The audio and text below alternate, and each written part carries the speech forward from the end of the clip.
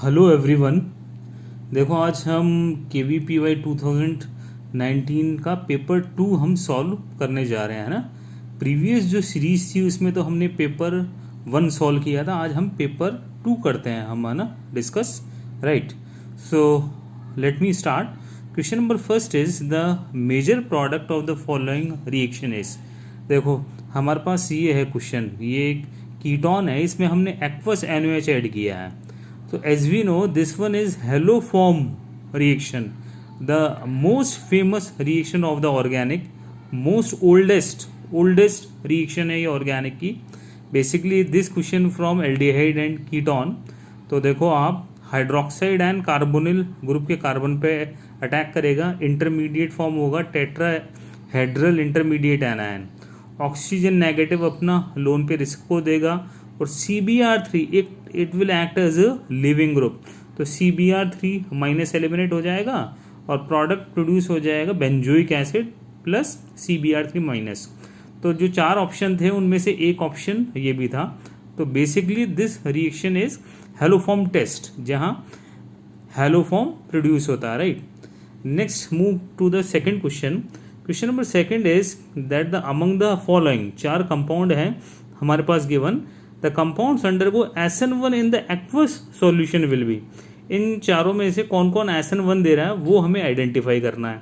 तो देखो SN1 is full form is substitution nucleophilic unimolecular, it takes place in the aqueous solution, water is the best solvent for the SN1 and as we know कि SN1 में हम carbocation की stability check करते हैं। Carbocation जितना ज़्यादा stabilise होगा ना, उस कंपाउंड का रेट ऑफ SN1 उतना ही ज़्यादा होगा। अब एक बार बताओ आप, इसका आप जब आप कार्बोकेटायन प्रोड्यूस करोगे तो देखो Br माइनस हटा, it is vinyl carbocation which is highly unstable. अच्छा, सेकंड कंपाउंड का जब आप कार्बोकेटायन बनाओगे तो क्या बनेगा, 3 degree carbocation which is stabilize by hyper conjugation and inductive effect. जबकि थर्ड का जब आप कार्बोकेटायन प्रोड्यूस करोगे तो देखो Br हटेगा तो पॉजिटिव चार्ज आएगा, मेथॉक्सी ग्रुप इसकी पैरा पोजीशन पे है, तो इसका बताओ कौन सा इफेक्ट होता है, plus R effect. Plus R इस कार्बोकेटायन को फायदा पहुंचाएगा, स्टेबलाइज करेगा। जबकि फोर्थ कंपाउंड में आप जब Br को हटाओगे तो this carbon gets a positive charge which violate the Bredt's rule. मतलब इनमें से ये फोर्थ वाला कार्बोकेटायन भी हाईली अनस्टेबल है। तो फर्स्ट और फोर्थ वाला कार्बोकेटायन हाईली अनस्टेबल होने से first and fourth substrate both compound doesn't give the SN1, only second and third compound will give the SN1। ठीक है, तो ये क्वेश्चन इस तरह का था, ठीक है ना। अब आइए question number third. Question number third क्या है, major product of the following reaction is, ये दे रखा है। अब देखो पहले तो आप फंक्शनल ग्रुप आइडेंटिफाई कर लो। This functional group is ester and this one is cyanide. इसमें हमने डाइबेल H ऐड किया एक्सिस में, -78 डिग्री टेम्परेचर और हाइड्रोनियम आयन ऐड किया हमने। अब डाइबेल H की फुल फॉर्म आपको पता ही है, it is di isobutyl aluminium hydride. It is a reducing agent और बड़ा ही इंपॉर्टेंट रीजेंट है। ये स्पेसिफिकली रिड्यूस करता है acyl chloride, ester, cyanide, carboxylic acid into aldehyde. आपको यदि एल्डिहाइड पर रिएक्शन स्टॉप करनी है ना, जैसे मान लो आपने ऑयल क्लोराइड है, उसमें आपने लिथियम एल्यूमिनियम हाइड्राइड ऐड किया, तो फाइनली प्रोडक्ट बताओ क्या प्रोड्यूस होता है, alcohol. And if we want to stop the reaction at aldehyde stage, तो हम ये पर्टिकुलर एक स्पेसिफिक रिड्यूसिंग एजेंट इस्तेमाल करते हैं। हिंडर्डनेस होने की वजह से ये इन दोनों को रिड्यूस कर देगा एल्डिहाइड स्टेज पे, रिएक्शन एल्डिहाइड स्टेज पे स्टॉप हो जाएगी, एल्कोहल नहीं बन पाएगा, है ना। तो देखो इस तरफ भी एल्डिहाइड प्रोड्यूस हो जाएगा, इस तरफ भी एल्डिहाइड हो जाएगा, दोनों कॉर्नर्स पे एल्डिहाइड प्रोड्यूस हो जाएगा, ठीक है। तो this question from basically aldehyde and ketone, है ना, carbonyl compound. Question number 4, permanent hardness of water can be removed by. This question basically from inorganic, right. तो basically it is a theory based question, data based question.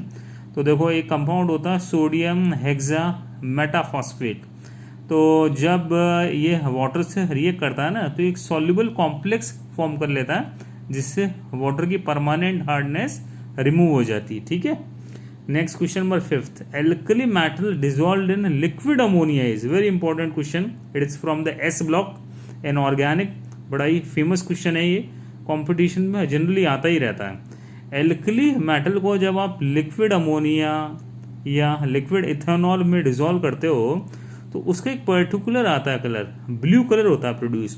तो basically जैसे आपने metal को liquid ammonia में dissolve किया तो वो तो एक तो अमोनिएटेड कैटायन फॉर्म करता है और एक अमोनिएटेड इलेक्ट्रॉन फॉर्म करता है, वो मतलब अमोनिएटेड इलेक्ट्रॉन सॉल्यूशन में रिलीज हो जाता है और वो एक अनपेड इलेक्ट्रॉन है, इसलिए उसका कलर होता है dark and it will show the para magnetic property. तो इस सॉल्यूशन का कलर होता है ब्लू कलर, ठीक है।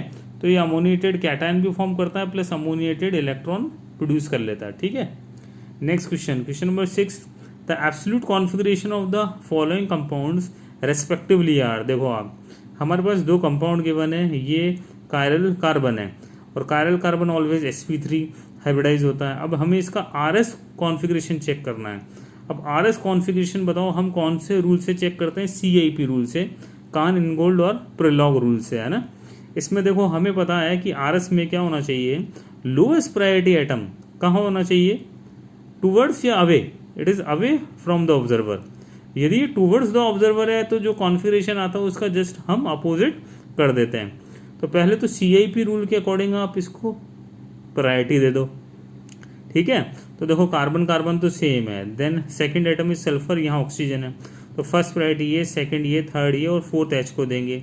H कहाँ आ रहा है, वेज पे आ रहा है, तो जो कॉन्फ़िगरेशन आएगा उसका अपोजिट कर देंगे। देखो ये आ रहा है क्लॉकवाइज, लेकिन होगा क्या, एंटी क्लॉकवाइज, तो इसका एब्सोल्यूट कॉन्फ़िगरेशन ऐसा आएगा। ऐसे ही देखो इसमें फर्स्ट प्रायोरिटी एल्कोहल, क्योंकि CIP रूल में फर्स्ट ऑफ ऑल हम एटॉमिक नंबर चेक करते हैं, सेकंड प्रायोरिटी इसको देंगे, थर्ड प्रायोरिटी मिथाइल को और फोर्थ प्रायोरिटी H को। H कहाँ रहा है, डैश पे, तो कॉन्फ़िगरेशन क्या रखेंगे हम, सेम। तो ये क्या आ रहा है, क्लॉकवाइज, मतलब इस कंपाउंड का कॉन्फ़िगरेशन आएगा R, ठीक है। अब आते हैं नेक्स्ट क्वेश्चन की तरफ। 7th question, the diamagnetic species among the following is. ये 4 ऑप्शन है, इनमें से डायमैग्नेटिक कौन होगा, डायमैग्नेटिक मतलब पेयर्ड, मतलब सारे इलेक्ट्रॉन क्या होने चाहिए, पेयर्ड। देखो ऑप्शन है O2+, O2-, O2 and O2-2। तो basically it is from inorganic chemistry, chemical bonding, molecular orbital theory से सॉल्व होगा, ठीक है। तो टोटल इलेक्ट्रॉन बताओ O2-2 में कितना है, 18। अब जब आप इसका MOT के अकॉर्डिंग इलेक्ट्रॉनिक कॉन्फ़िगरेशन आप ड्रॉ करोगे तो देखो ऐसा ही तो आएगा ही, sigma 1s2, sigma 1s2 star, anti bonding, फिर बॉन्डिंग, फिर एंटी बॉन्डिंग, फिर PZ, PX, PY, PX और PY की एनर्जी लेवल सेम है, ये बॉन्डिंग है, और ये पाई स्टार और ये पाई स्टार PX, PY ये एंटी बॉन्डिंग है। तो टोटल 18 इलेक्ट्रॉन हमने इंक्रीजिंग ऑर्डर में अरेंज कर दिए, तो डायमैग्नेटिक स्पीशीज यही आ पाएगी। तो correct answer is D, right. फिर क्वेश्चन नंबर 8 इज कि that the among the following transformation the hybridization of the central atom remains unchanged in, ठीक है। देखो पहला ऑप्शन CO2 है ना, देखो आप CO2 में कार्बन sp हाइब्रिडाइज है, क्योंकि कार्बन 2 सिग्मा और 2 पाई बॉन्ड फॉर्म कर रहा है। फॉर्मिक एसिड में ये एक ही पाई बॉन्ड बना रहा है, तो ये sp से sp2 हो गया। BF3 में बोरोन है sp2 हाइब्रिडाइज, जबकि BF4- में ये sp हाइब्रिडाइज है, क्योंकि ये 4 सिग्मा बॉन्ड फॉर्म कर रहा है, ठीक है। फिर आता है थर्ड ऑप्शन। थर्ड ऑप्शन में क्या है, अमोनिया। अमोनिया में नाइट्रोजन sp3 हाइब्रिडाइज है और अमोनियम आयन में भी sp3 है। PCl3 देखो यहाँ ये sp3 है, जबकि PCl5 sp3d है ना, it is trigonal bi pyramidical, ठीक है। तो ये हाइब्रिडाइजेशन चेंज हो गया है ना, तो हाइब्रिडाइजेशन जो चेंज्ड हुआ वो आपका इसमें हो गया, ठीक है, और थर्ड ऑप्शन में चेंज नहीं हुआ। फिर question number 9, for an octahedral complex, ये है MX4Y2, जहाँ पे X और Y are monodentate ligands, the correct statement is, M क्या है, यहाँ सेंट्रल एटम है। तो देखो इसका हमने जब कॉन्फ़िगरेशन ड्रॉ किया तो इस तरह का हमने ड्रॉ कर लिया, ये तो सिस ज्योमेट्री हो गई, ये ट्रांस हो गई, ठीक है। अब इन दोनों में ही सिमेट्री प्रेजेंट आ रही है, क्योंकि अकायरल स्पीशीज कौन होगी जिसमें सिमेट्री होगी, plane of symmetry as well as centre of symmetry. तो दोनों में सिमेट्री है, दैट्स वाई इस कंपाउंड के 2 ज्योमेट्रिकल आइसोमर्स पॉसिबल है जो कि अकायरल हैं नेचर में, right. Question number 9, it is from complex compound coordination chemistry, जो 12th का पार्ट है।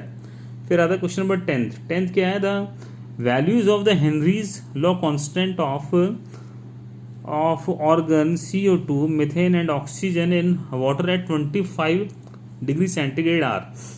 ये इतना है गिवन 40.3, 1.6, 7.41, 34.86, ठीक है। तो इनका हमें सॉल्युबिलिटी का ऑर्डर चेक करना है, राइट। तो देखो सॉल्युबिलिटी आप कैसे चेक करोगे, हेनरीज लॉ क्या कहता है कि पार्शियल प्रेशर ऑफ जो गैस है वो मोल फ्रैक्शन ऑफ गैस के डायरेक्टली प्रोपोर्शनल होता है वो।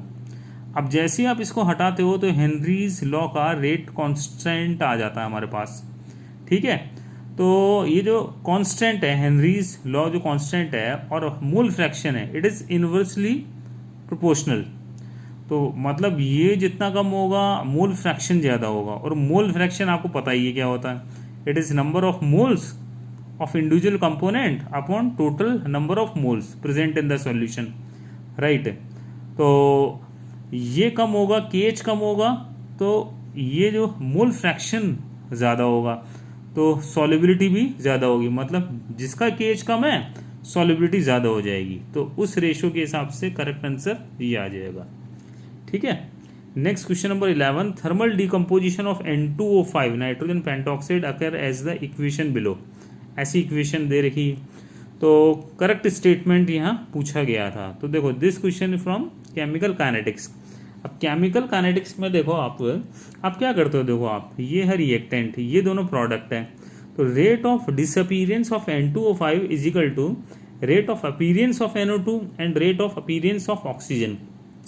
और जो नंबर ऑफ मोल्स जो हैं वो रेट कौन, जब आप रेट आप लिखते हैं वो कहाँ आ जाता है, डिनोमिनेटर में, तो ये अपॉन 2 आ जाएगा, ये अपॉन 4, ये अपॉन 1 आ जाएगा। तो उसके अकॉर्डिंग ये करेक्ट आंसर हम कर लेंगे, है ना। फिर आइए क्वेश्चन नंबर 12th है the correct order of basicities, basic strength का ऑर्डर पूछा है हमसे। देखो आप, तो देखो सब में कॉमन है NH2, तो पहले तो देखो आप क्या करो, बेसिक स्ट्रेंथ के लिए क्या करो, पहले तो आप ये देख लो कि नाइट्रोजन का लोन पेयर लोकलाइज कहाँ है। तो देखो लोकलाइज फर्स्ट में है, सेकंड में डीलोकलाइज है, थर्ड में डीलोकलाइज है, फोर्थ में डीलोकलाइज है।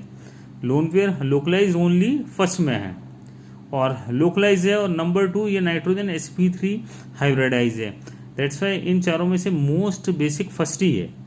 अब आइए सेकंड, थर्ड और फोर्थ में, देखो इन तीनों में ही लोन पेयर डीलोकलाइज है, लेकिन देखो यहाँ थर्ड में मिथाइल इसकी पैरा पोजीशन पे, पैरा पे मिथाइल का +I और +H दोनों काम करेगा, जो बेसिक स्ट्रेंथ को एनहांस करेगा।